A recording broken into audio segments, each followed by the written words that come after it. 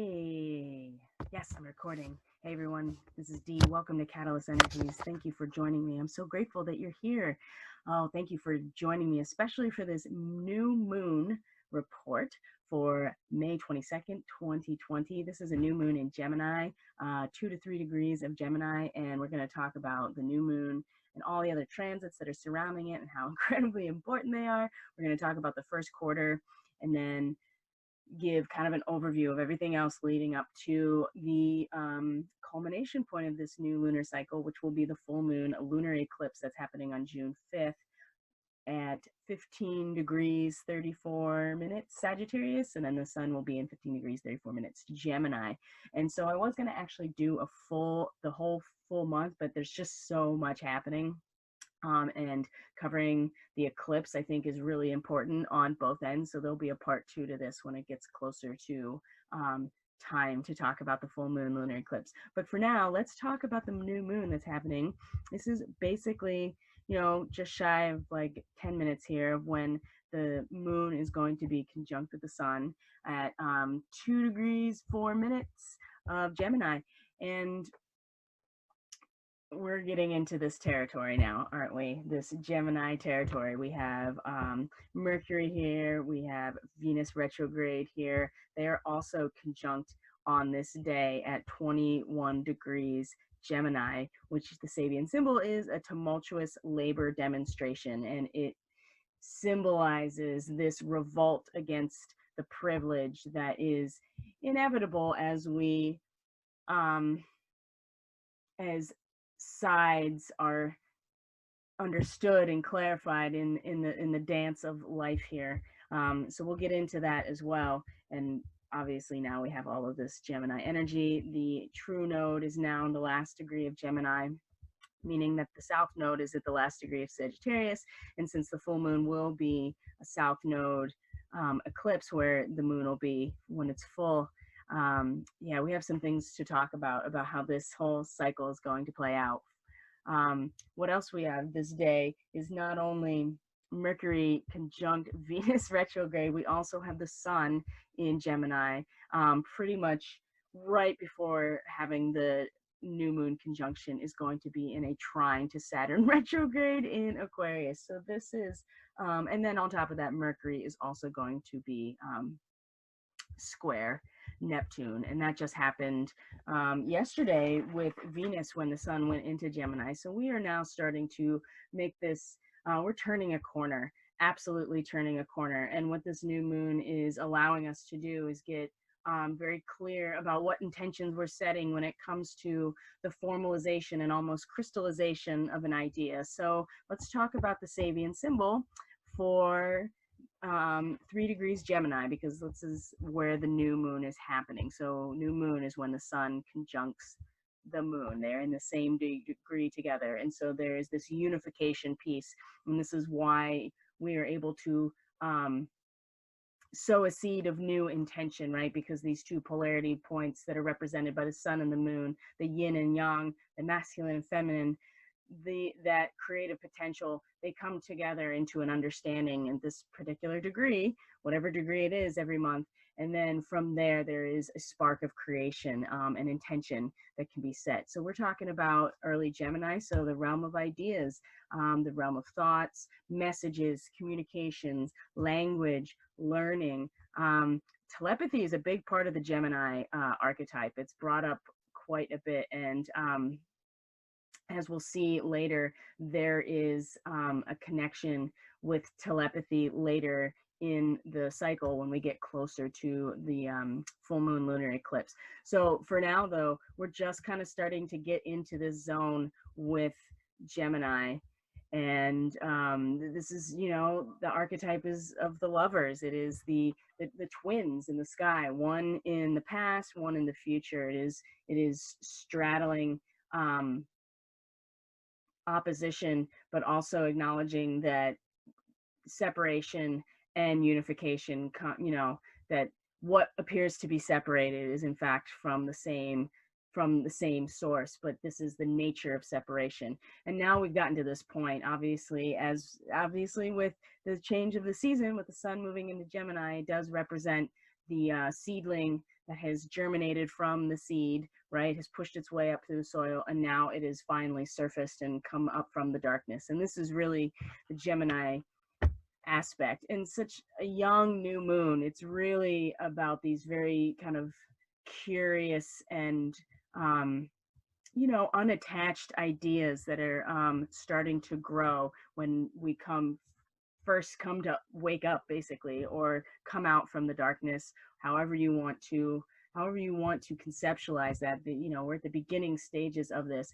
The three in all of these modalities, right? You have the one, and you know, the one or the ace is like the essence of that element, and then the two of everything appears to be it's the realization of opposition.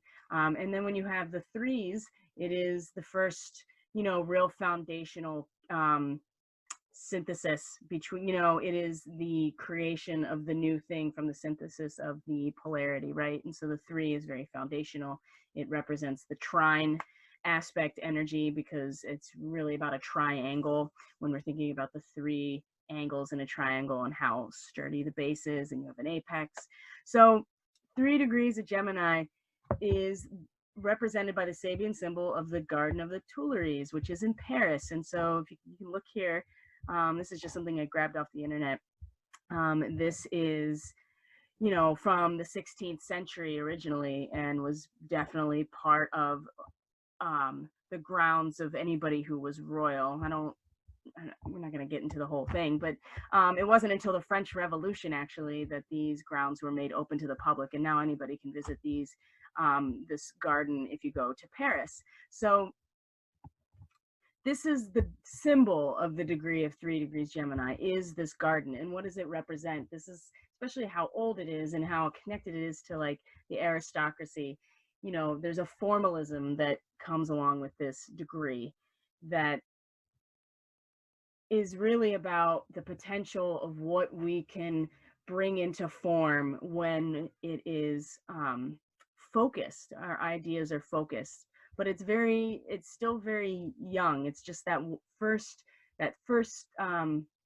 realization of the ability to make form. But the other aspect about it, you know, the shadow side of it, is that, you know, your position becomes so crystallized that it becomes much more of a narrow kind of ego-central aspect. So I just want to read out of my Astro Bible here, so you can, because I just love this book so much, in the way that it has it all worked out. So the Garden of the Tuileries in Paris, the formalization of collective ideals through the application of reason and order to newly discovered aspects of nature.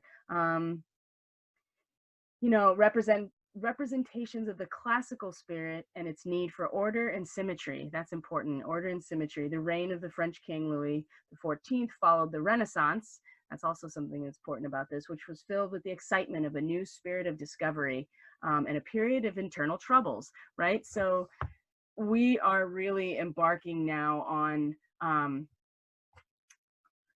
new ideas based on new discoveries. And when you take all of the zodiac signs and you cut them in half,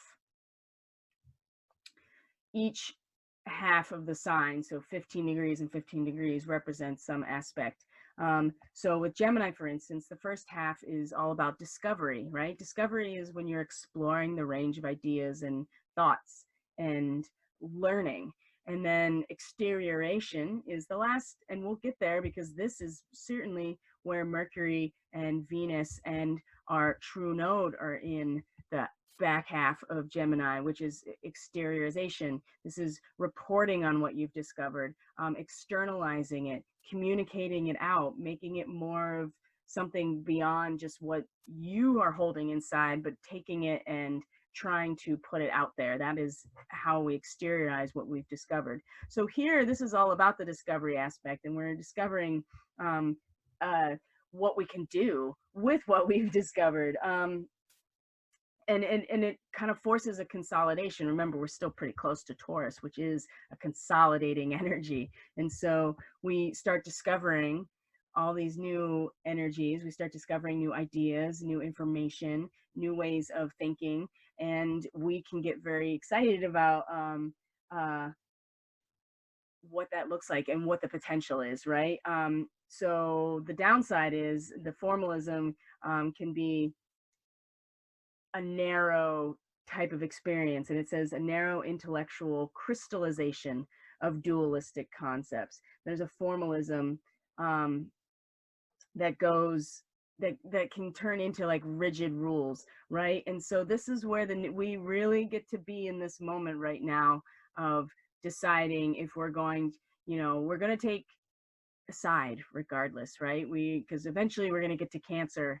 And this weekend is going to give you a little bit of an emotional preview of how the whole month is going to unfold, because it will end with the solstice, which is 0 degrees Cancer, with a solar eclipse. And so that is going to be really important. So as the moon moves through Gemini and through Cancer over the weekend, we will have an emotional, it won't be the same, because what's going to happen by that time, things will be in different relationships to each other, but emotionally we'll be able to kind of feel it out a little bit, especially in relation to all the larger planets that are not moving very fast, because they'll still carry the same resonance by the end of the month when things start moving, bigger energies start moving into Cancer, and we have a solar eclipse there. So the moon will move through Cancer, and we'll get a Gemini and Cancer, and we'll get an emotional preview. So this formalism, we go from like this discovery and be like, look what we can do with what we are discovering,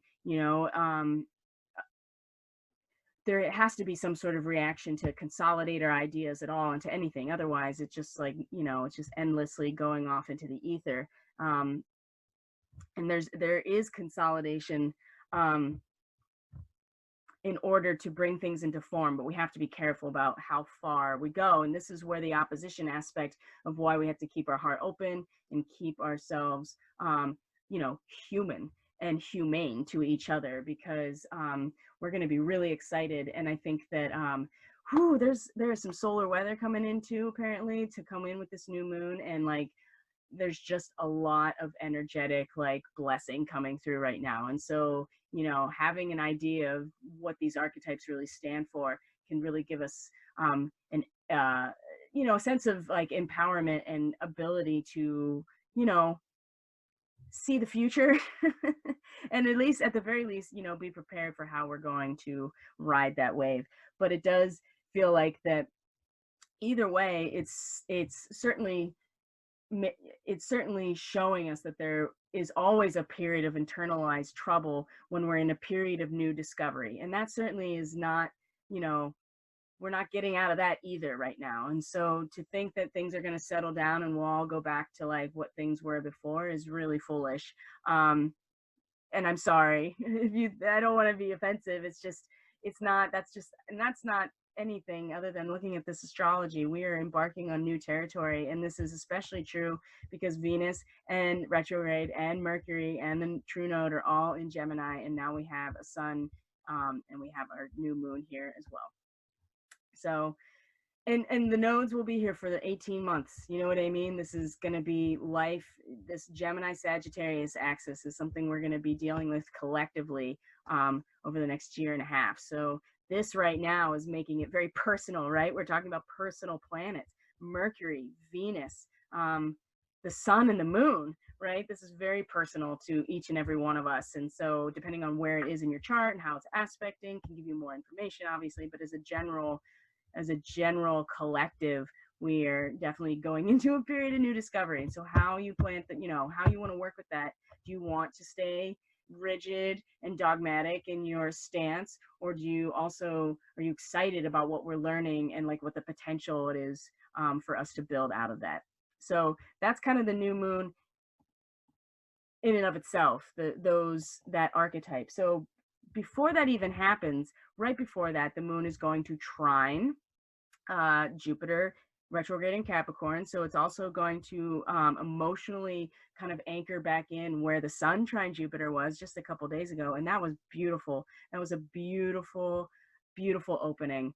It was so wonderful. And so right before, this is like really this is about 1 a.m. Pacific Standard Time on the 22nd. So I'm filming this on the 21st. It's going to be like in the middle of the night. There's going to be this beautiful reminder of that. And so dreams might be really intense, especially with solar activity. There's a lot of solar stuff that's going to come in with this new moon.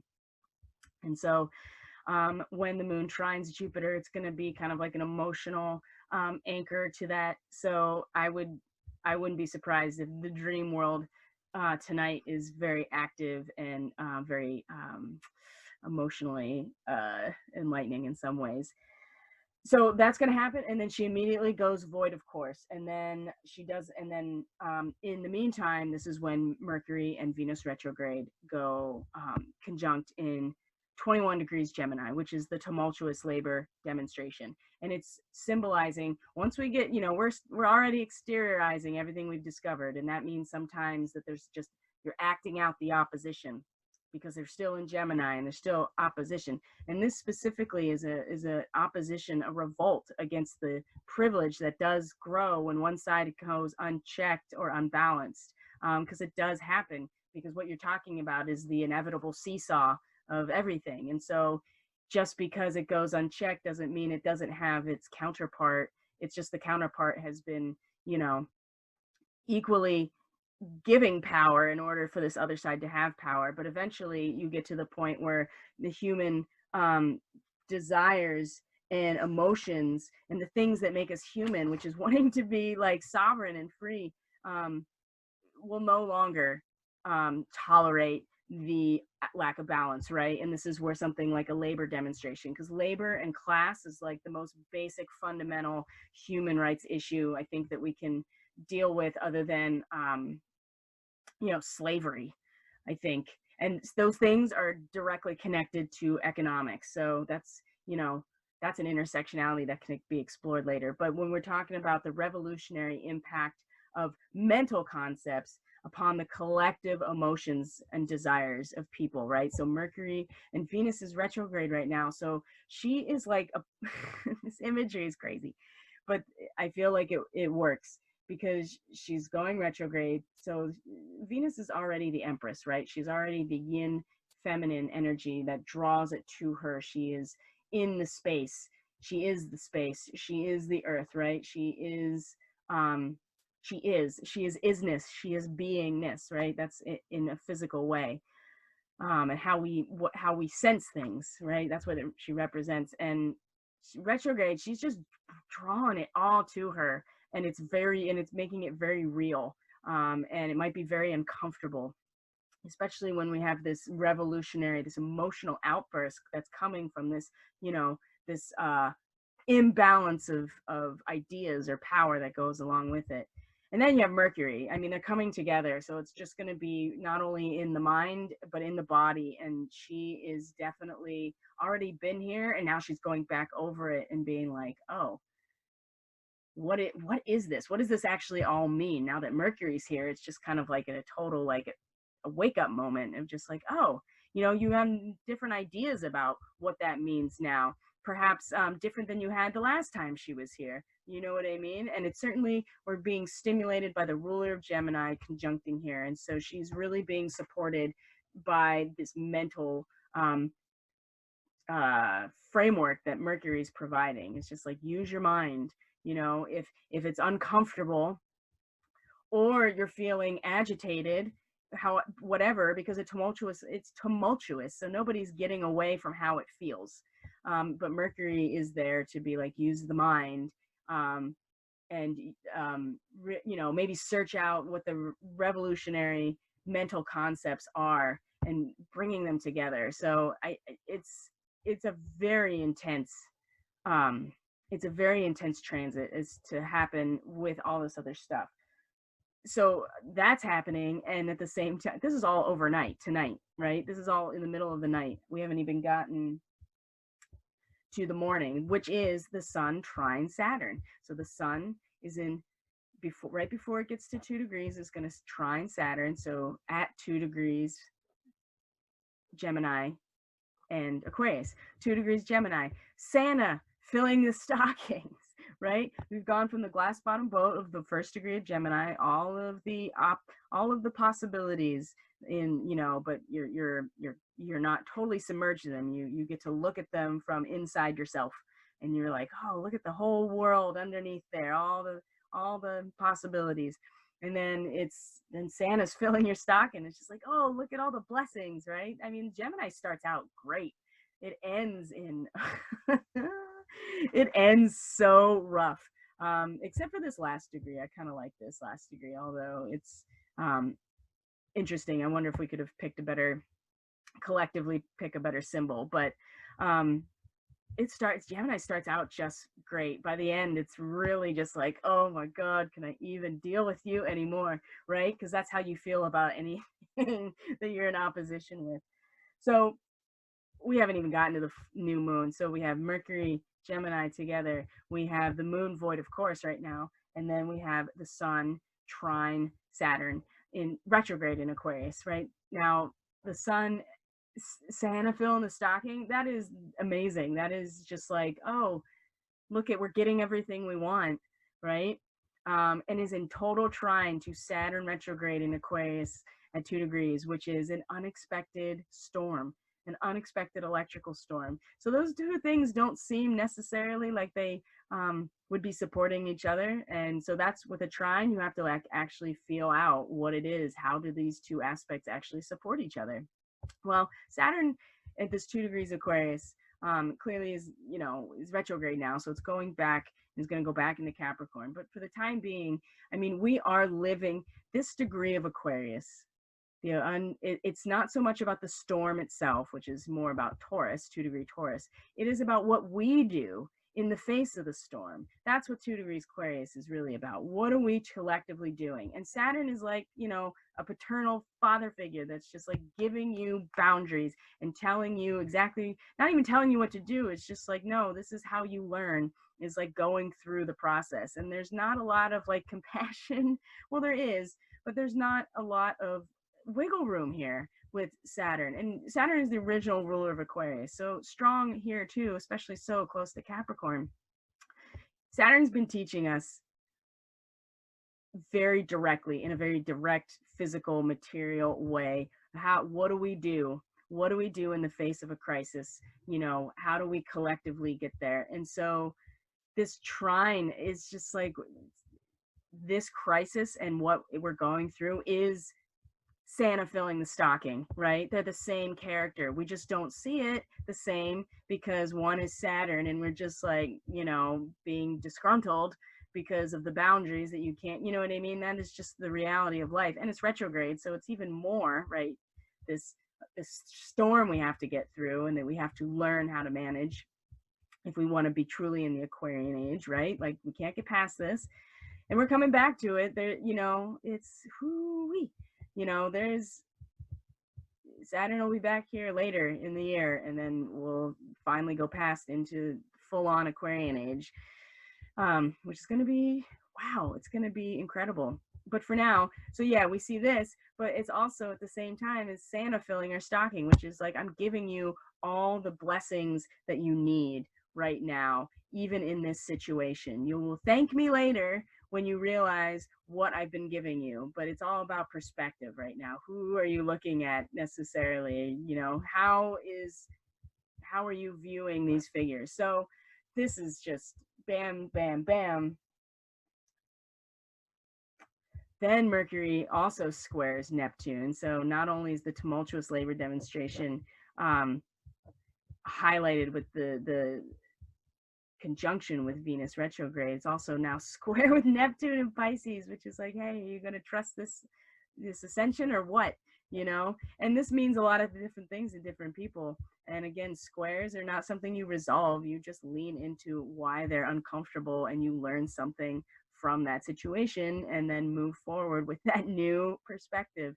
And again, Mercury is just like, there are the impact of like learning new information and the impact of revolting against the privileged that has gone unchecked is now something that not only were we feeling And now it's in our, and Venus is there, and then it's not only in our minds, but that is all now squaring again Neptune. It's just like there is so much more here than you could possibly imagine, and you have really just got to have this innocent trust in the situation. So that's always fun. So this is all happening, you know, from overnight to, you know, tomorrow morning, before the new moon even happens. Oh my gosh, so much of like an overhaul. There's so many seemingly conflicting things happening, and then the new moon comes, and it's just like, okay, so are we? Here we go. We're discovering so much right now, and so we are able to bring that into form. But do we want to get too rigid about it? If we do get too rigid about it, then we're not open to other ideas. This is something really important that we need to remember.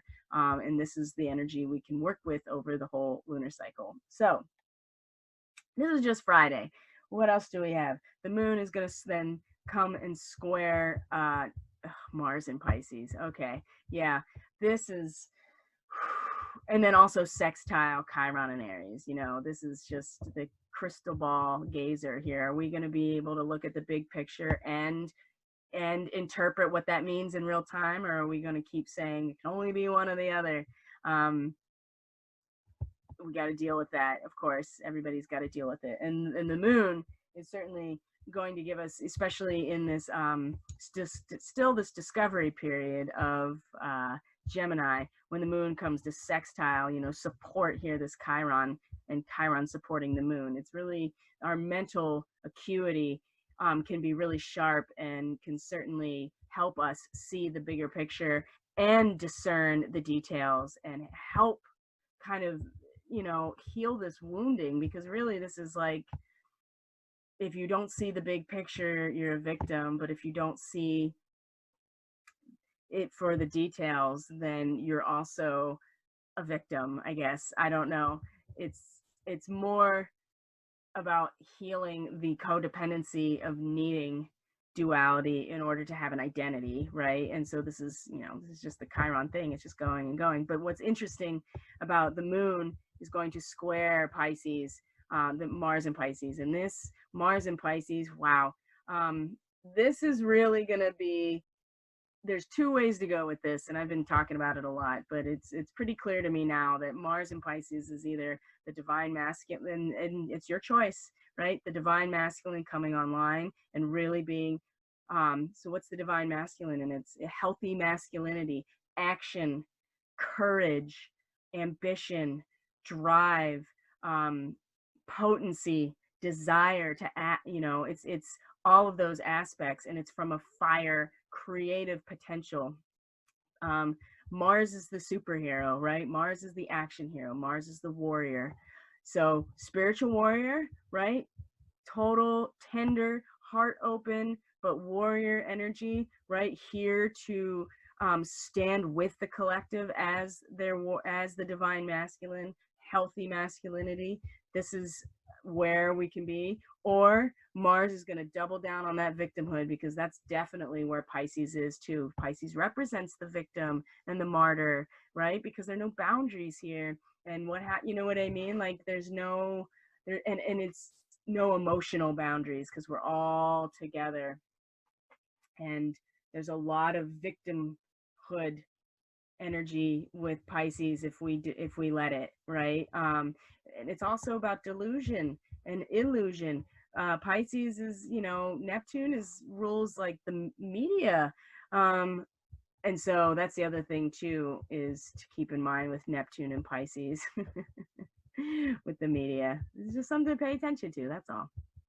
But yeah, so the moon will square the moon in Gemini, mutable air, squaring Mars in Pisces, mutable water, right?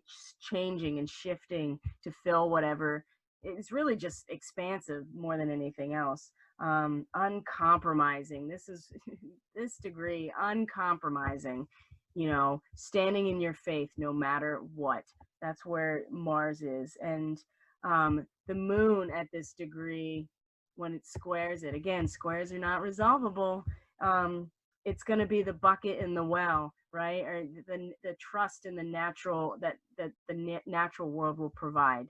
We're still in that first 10 degrees, first 15 degrees of Gemini at this point. Again, there's no resolving that. You're just going to have to lean into where the discomfort is between being an uncompromising spiritual warrior or whatever warrior, social justice warrior, whatever warrior you are.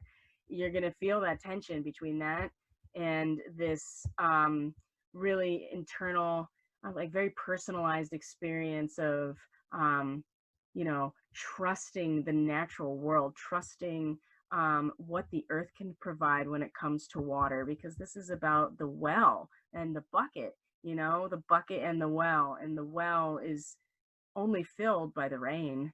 It's not filled by anything else. And so, you know, this is a really intense period of discovery. We haven't even gotten off the new moon yet, and I've probably been recording for far too long. This is just tomorrow. So a lot happening leading up to this. We're gonna turn a corner big time. So let's, you know, we can look at the rest of the let's look at the rest of the stuff. So we already talked about that. Here's the rest of the cycle. So we talked about that. Here's the first week. We're going to talk about the first quarter. So Saturday, you know, not much going on. Here, I'll move this out of the way. Saturday, we're going to really, you know, the moon is going to just finish out in Gemini, which means that it's she's going to meet with Venus retrograde, the two feminine, you know, sacred feminine aspects coming together.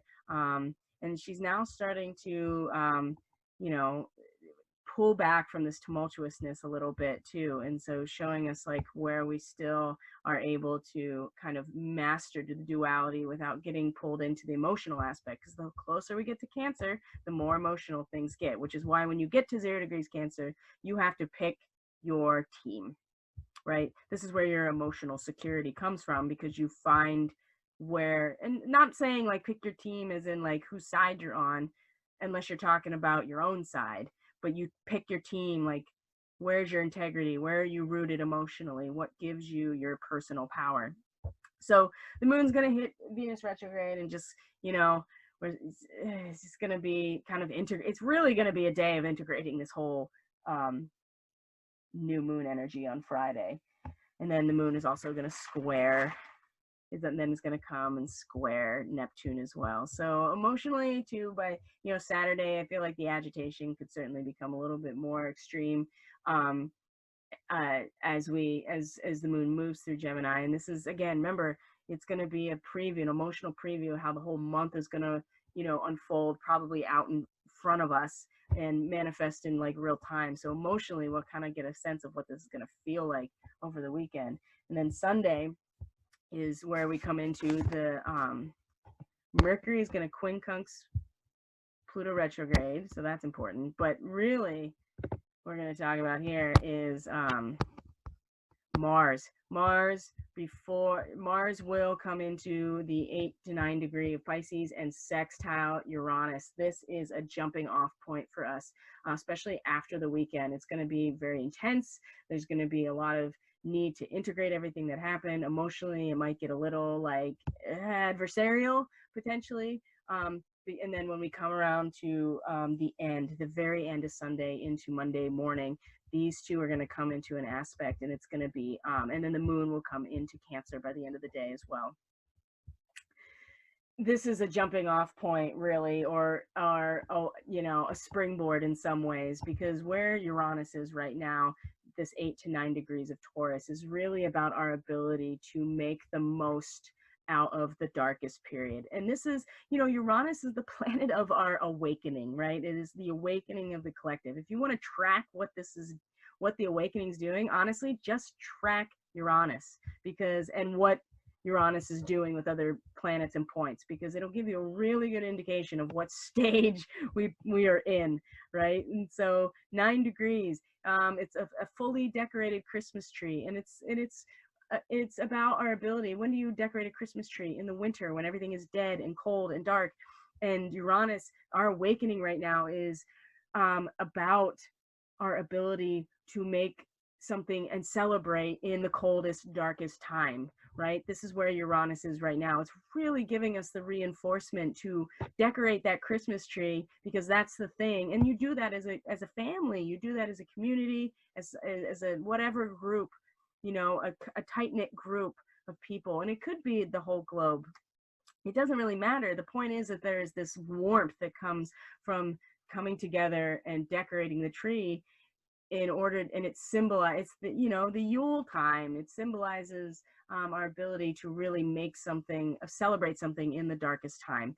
And so when Mars comes around and sextiles that point at the end of the day on Sunday into Monday morning, it's, you know, we can either spur, you know, there's this like drive in Pisces to really like push forward your whatever you're doing, you know, your talent, your sport, your gift, whatever it is that's part of your, you know, your contribution to the collective. At this point, Mars is really going to, it's like a jockey on a horse, you know, it's going to spur that horse forward, and it's going to be it's really going to supercharge us to get through these dark times, which is where Uranus is. And where you're sitting with Mars and Pisces is really going to determine what that actually looks like. Personally, I would love it to be the spiritual, for me, the spiritual warrior is really going to be you know, kind of supercharged by Uranus, you know, giving us this perspective of what we can do to really celebrate during the darkest of times. And this is our awakening. Our ability to do this is really going to pull the awakening forward. And Mars is really going to help that. They're really going to support each other. This is by the end of the day on Sunday. So by the end of the weekend, you know, the moon's going to come home into Cancer, which means the moon's also going to cross true node, and we're going to get this emotional draw towards like, where are we headed now? And really where we're headed is like, we actually have to go back and like pick another winner from this like beauty pageant in front of us, which is why I don't really necessarily like the symbolism, but it was intuited in 1924. So it's just meant to represent, you know, all of the options placed before us, and now as a collective we pick the winner, and then you move into Cancer, right? So emotionally that's going to be the case as well. By the end of the weekend we'll have a sense of like, oh, this is where we're collectively headed. Right now we have to we have to go back and review our choices. The judges may need to go back and review their choices about who they picked as the winner, and then the moon will go into Cancer. And then we will emotionally pick a winner. So that's Monday, right? I know it's going to be really long, and I'm sorry, but there's just too much. Just bear with it. So Monday, then the moon comes around. This is important too. This whole like weekend coming into Monday is very packed full, and it's going to feel really like condensed if you don't really like get into the chute of Gemini and let the ideas expand, because otherwise it is going to be, if you go with this new moon as being a narrow and rigid formalization, then everything's going to feel really compressed. And if you're looking at it as like, look at all the possibilities of our discoveries could really build, then I feel like that it's just more of like lightning speed through, like warp speed through this. Okay, so Monday, we have the moon is going to say, okay, the moon now is in Cancer, is going to sextile Uranus, is going to also trine Mars, okay? The moon is at home in Cancer. This is emotional security. This is wanting to, you know, this is total nurturing, the maternal archetype, right? This is the Chariot, you know, it is, well, Cancer is the Chariot, but the moon is home. We're going to feel safe. We're going to want to feel safe, like emotionally safe. And we're going to feel emotionally safe by knowing who, you know, where our allegiance is to a certain extent. And then it's going to square Chiron in Aries as well. And so this is going to be, you know, Mars, the spiritual warrior, is really going to help, you know, is very much connected to this moon in Cancer. And then Uranus, remember, the great awakener, is dark times. Our ability to celebrate in dark times is, you know, the portal to our awakening, right? our ability to keep our hearts open. And this is more about being kind of like emotionally innocent and almost naive, but willing to like reach in and look for feeling safe enough to explore emotionally a little bit, you know. So it's squaring here again, Chiron, you just got to lean into it. And then, but it's definitely going to be trine by Mars and sextile Uranus. So Monday, the moon in Cancer, there's there's definitely some challenge, but at the same time, there's a lot of support for where we're at emotionally and where we're headed. And I think this is a really, really good sign to have, especially the moon in Cancer. This is going to be really nice. And then Tuesday, the moon is going to then come along in Cancer and is going to oppose the Pluto and Jupiter while she's still in Cancer. And then she'll come into Leo and will also, yeah, we'll do that. So, and she's coming, so she's already here. She's already Tuesday. She's already opposed Jupiter. She's already opposed Pluto, both retrograde, and she's in Cancer. So by Wednesday, right? So this is next week now. By Wednesday, the moon is in Leo. We're starting to get really diva-like in terms of our emotions, really want to be expressive, self-expressive, heart opening. This is rebirth. This is blood rushing to the head. This is like really, you know, I am the center of my stage and I will be here as long as I want. That is the Leo energy. And so by Wednesday, we are here.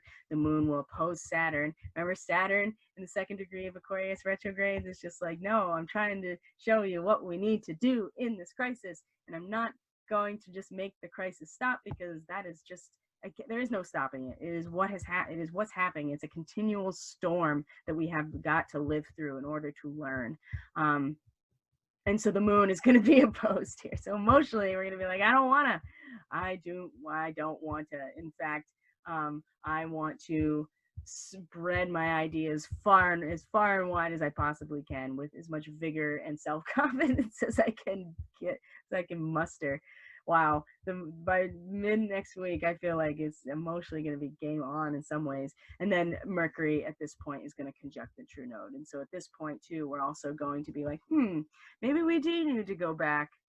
You know, the moon was here and now, you know, that was an emotional kind of like tug, right? Now Mercury's here and it's just like we're getting the message, maybe we need to go back and look at all of the candidates that we have already looked at and potentially consider which one that we have chosen.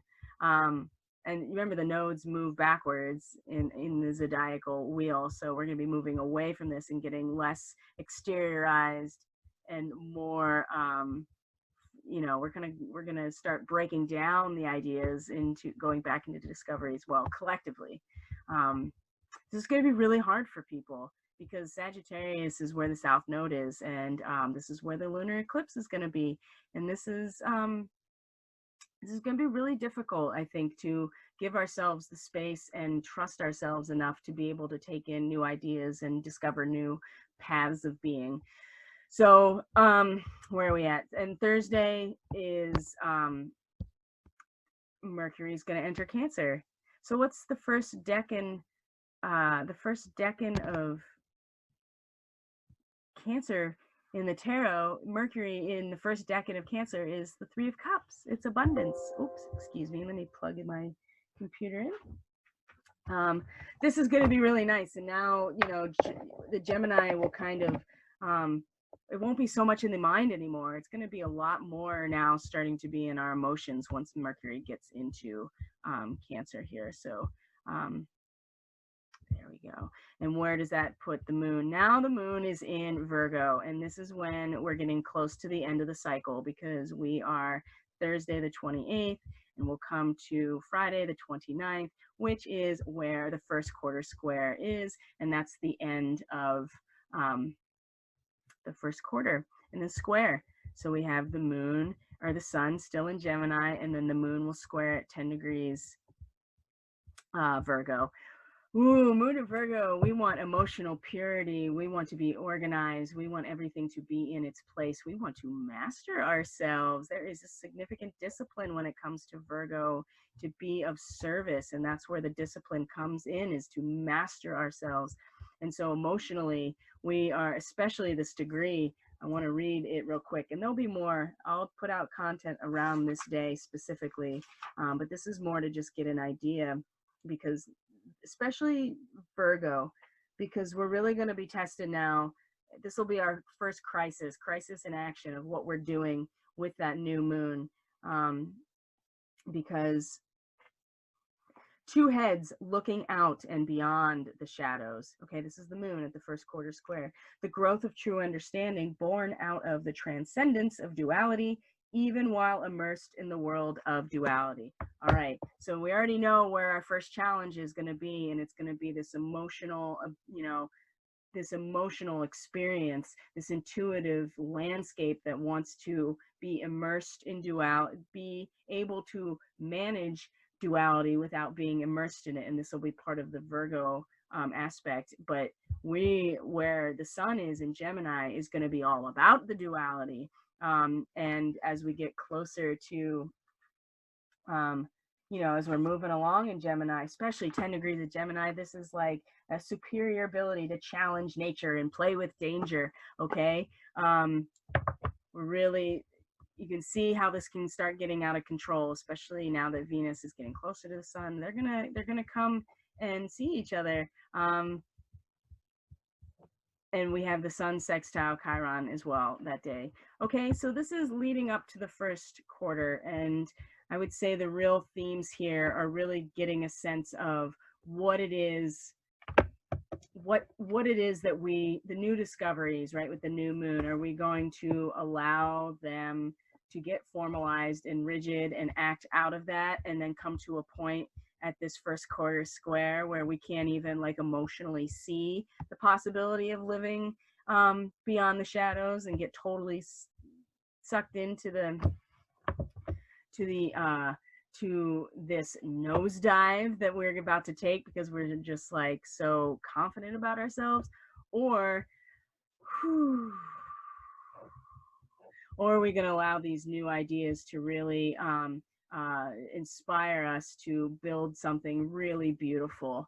And emotionally, we're going to get an opportunity to kind of feel out what the rest of the summer is probably going to look like, especially then as we get to the end of the summer, where we actually come into Virgo season. And this is that mastery and that purity, and that ability to really support the fruit that's bearing the next seed of the cycle, because that's what's happening in the Virgo time, is that the plant is supporting the fruiting body, not the vegetative growth of the flower anymore. It's kind of like gestation in some ways. So this is the first quarter square. Oh, wow, that's a lot. So I'll just talk about some of the real basic transits leading up to the full moon, because first we have Venus square Mars.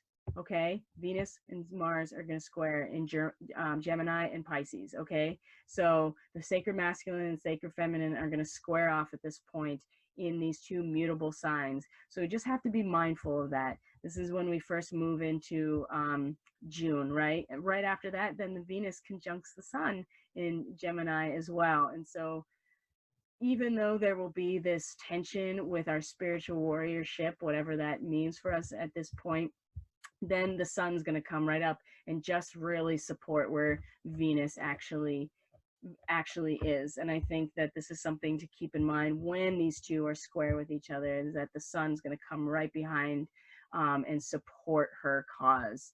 From there, the moon, and at this time we have a Libra moon, and then the moon will be in Scorpio, and then the moon will enter Sagittarius, and then on the 5th is the full moon. So let's look at that, where those degrees are, because this is really important.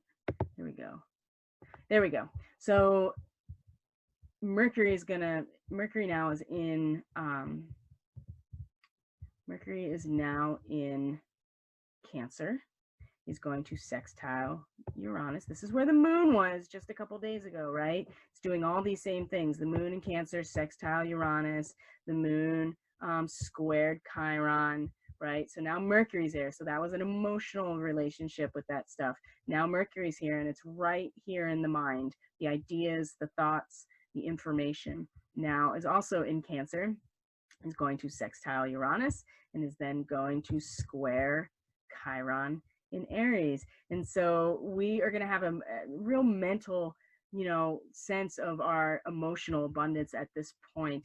And then Mercury and Uranus, they both rule air signs, and they're both in feminine signs right now. And so there's some really nice balance with that. And then Mercury squaring Chiron again in Aries. Aries being about cardinal fire, about the subjective experience. With Chiron, we're talking about the self-worth, like the inner child.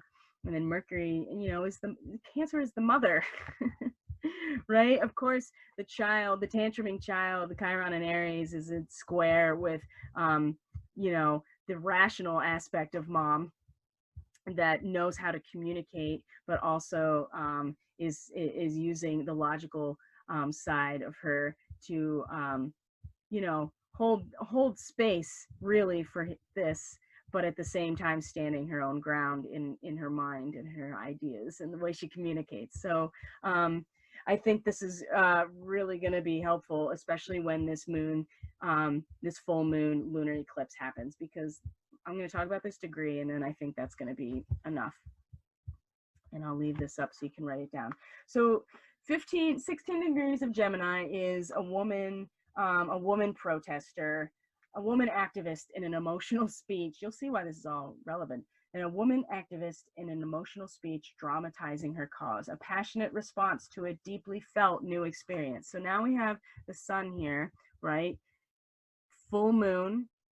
So that's the degree of the sun, is the activist, the passionate activist that is, providing a response to a deeply felt experience. Okay, so we are now moving from the discovery portion of Gemini. The sun is moving now into the exteriorization, is now taking what's been discovered and starting to exteriorize it, to externalize it, to share it in some ways, to communicate it outside of just the personal experience of discovery.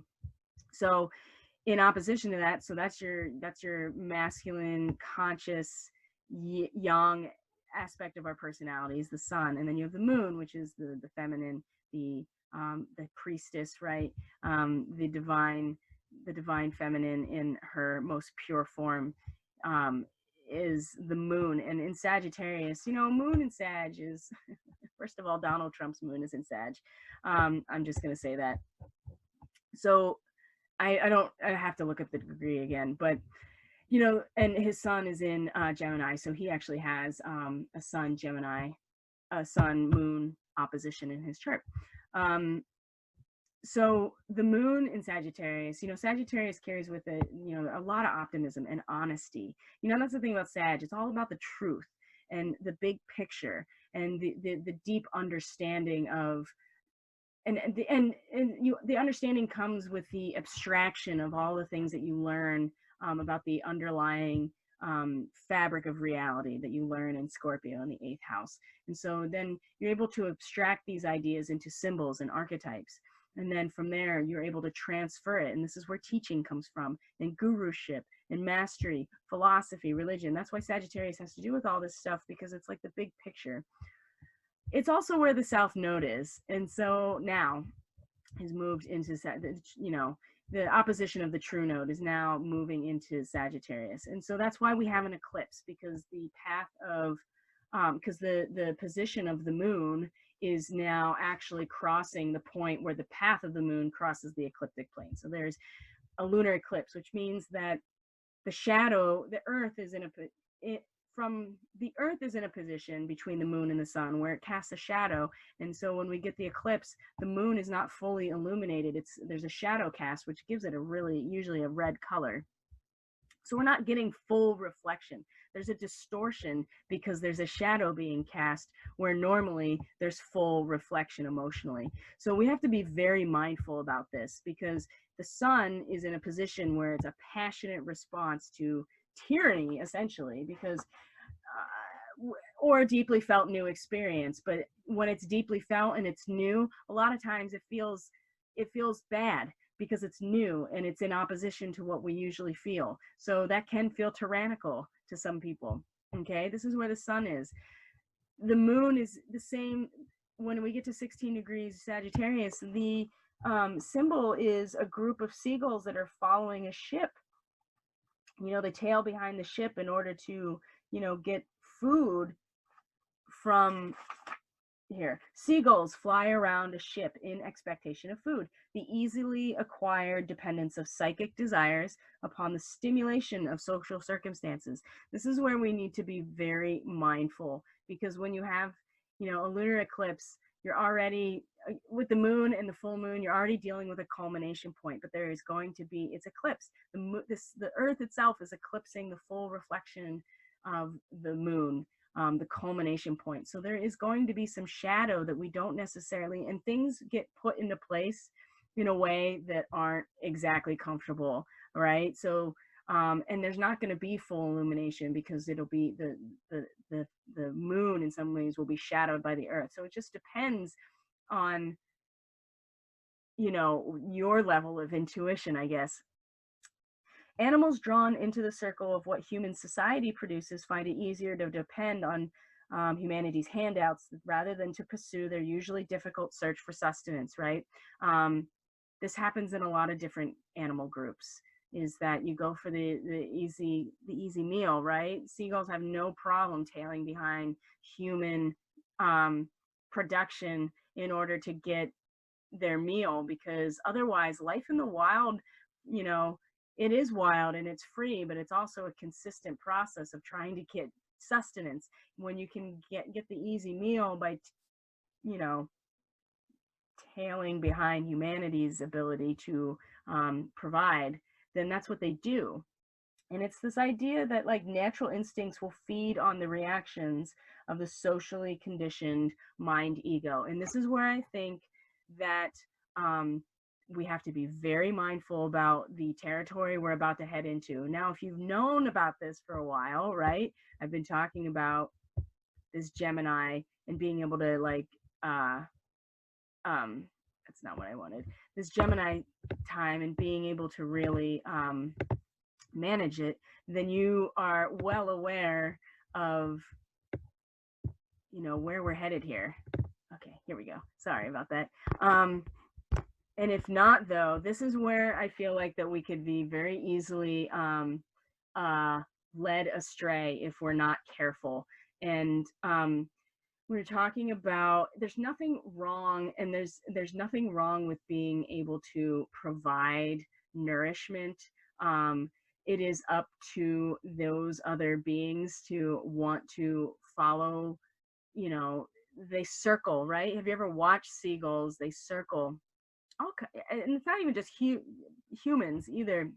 If you watch out in the ocean, especially like whale watching, if you watch where the birds circle, they also circle around in expectation of these like large schools of fish or the plankton. And that's how you know that the whale is gonna come and breach, because especially humpback whales, that's how they eat, is they, you know, come up and like take in a big swallow. But you can tell when they're gonna do that because the birds will start circling. So, but when we're talking about the first instance of transference from the abstraction. So Sagittarius is about teaching, and is about transferring of knowledge and understanding. And it's really easy to be kind of seduced for the easy meal, right? And we are, the eclipse is going to allow us to, if we are not aware of this going into it, we could easily be duped, especially with that sun in Gemini, really stimulating that exteriorization of what we're discovering and being very passionate about it. And usually with a culmination point with the moon in opposition to the sun, we will have a full reflection of the emotional resonance of that, and what needs to be eventually cut out as we then finish the cycle. and wrap things up. But because of the eclipse, it's not going to be clear. It's going to be distorted, and the Earth itself is going to shadow that full reflection. So that's something to be really mindful of. And it's certainly, we have to be aware, because once the solar eclipse comes around on the solstice, that's going to be a whole other, that's going to be a whole different level. And so we'll have had this whole Gemini time to really get comfortable with this opposition without and the first quarter square where the moon is going to be a great opportunity to really make sure that we're in the right place with that, because we will emotionally be very drawn towards purifying and disciplining ourselves and making very, very sure that we are looking beyond the shadows and not immersed in the duality, despite the fact that we are going to be very feeling very secure and very confident with what we're learning and discovering. And not to say that we shouldn't. And we should really look to Mars as the healthy, divine, masculine, spiritual warrior, as opposed to the champion of the victim, because we have got to move past that. And, you know, there's nothing wrong with having the expectation and even being psychically stimulated by what's already there. But that's the whole point, is that we're in a period of discovery with the Gemini energy, and not so much about belief and transmission of mastery. And I would be very mindful about anybody that is trying, I guess, in some ways to teach anything about or offer wisdom necessarily, especially when it is a lot harder to do your due diligence and collect the and discover the information for yourself. That's really where we're going. So thank you so much for bearing with me. I feel like this was really full of information, but I think it was all actually very pertinent. I don't get the sense at this moment that I have strayed too far. There's just so much here, and I can't even imagine doing the whole month right now, because I'm done. And I suspect that you might be as well. So everything you need is in the description box below. Feel free to subscribe, like, and share this video. You can find me on Facebook and Instagram. That's how you can reach out. I post daily on both of those platforms. I do a daily medicine reading live on Facebook every day. And usually I'm doing one-on-one distance energy work and readings, but that is, I'm winding that down for a little while. So, but there will still be content every day, and astrology content weekly on YouTube, at least for now, as things get transitioned. So have a great new moon. Yeah, what are the potential? The sky's the limit, guys. You know, what we can create is really only limited by our own minds. And so we have a real opportunity to plant the seed of something really magnificent and beautiful and available for everybody to enjoy, and we can really collectivize where we're going, and we can really focus on the world we want to build, because we are masters. So, all right, take care of everybody. Take care of yourselves. Thank you for joining me. I will see you on the next video. I'm going to stop the share, and I will say